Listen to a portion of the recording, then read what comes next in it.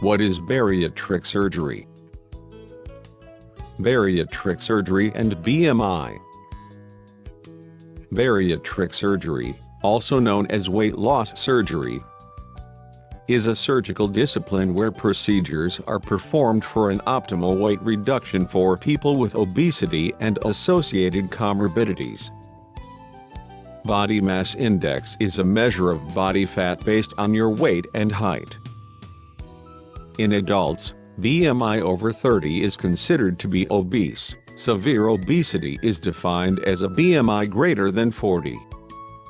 For patients with BMI greater than 40, who have failed to lose weight with non-surgical methods including diet, exercise, and drugs, are considered potential candidates for bariatric surgery.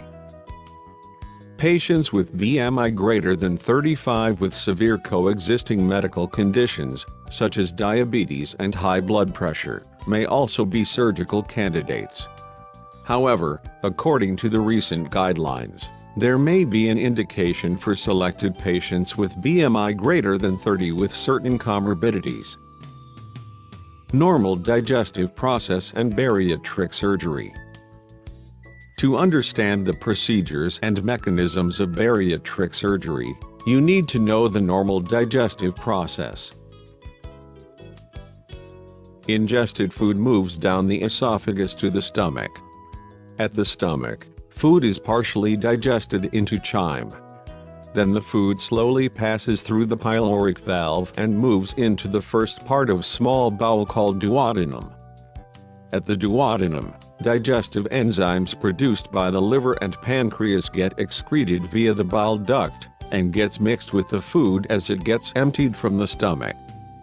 As the ingested food moves down the distal portion of the small bowel called jejunum and ileum, nearly all of the nutrients are absorbed.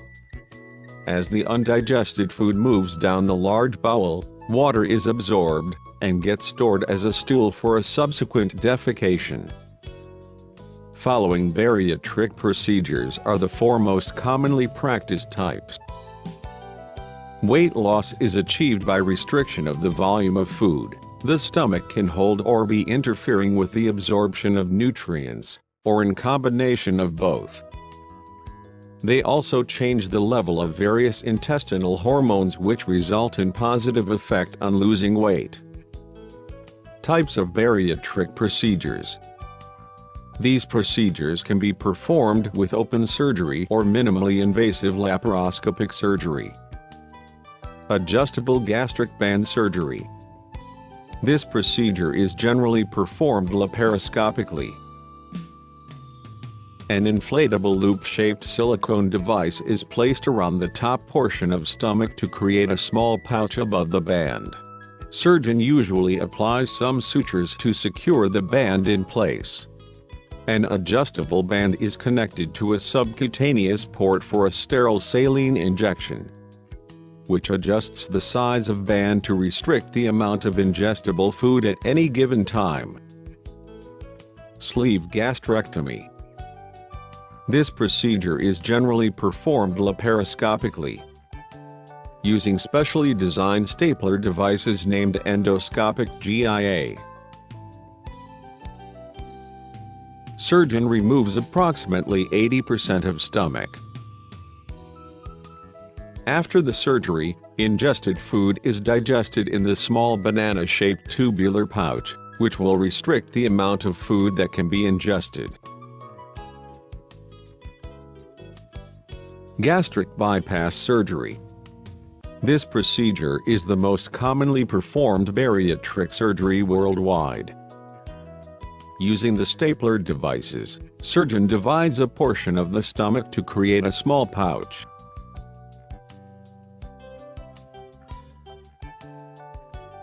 Then the small bowel is divided, and the distal end of the divided bowel is brought up to be attached with the newly created stomach pouch.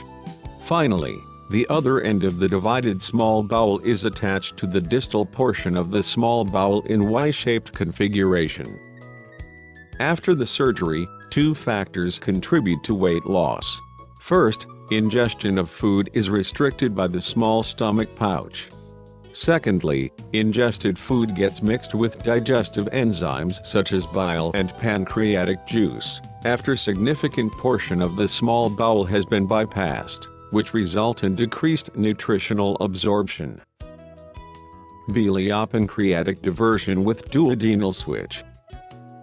This procedure is usually offered for patients with very severe obesity with BMI greater than 50, as this procedure has the greatest weight loss effect as well as significant risks of long-term malabsorption. For this procedure, surgeon performs a partial sleeve gastrectomy with preservation of the pylorus, while dividing the duodenum just distal to the pyloric valve. Then, the distal part of the small bowel is divided and brought up to the stomach. The other divided end of the small bowel is reattached near the last segments of small bowel, in Y-shaped configuration. This procedure also promotes weight reduction via restrictive effect of small stomach pouch. However, malabsorption is much more greater than the gastric bypass surgery due to the fact the mixing of ingested food and digestive enzymes are prevented nearly the entire length of the small bowel. Each procedure has advantages and disadvantages, and must be tailored to patient's need. Therefore, please discuss with your bariatric surgeon to choose the best procedure for you. Thank you.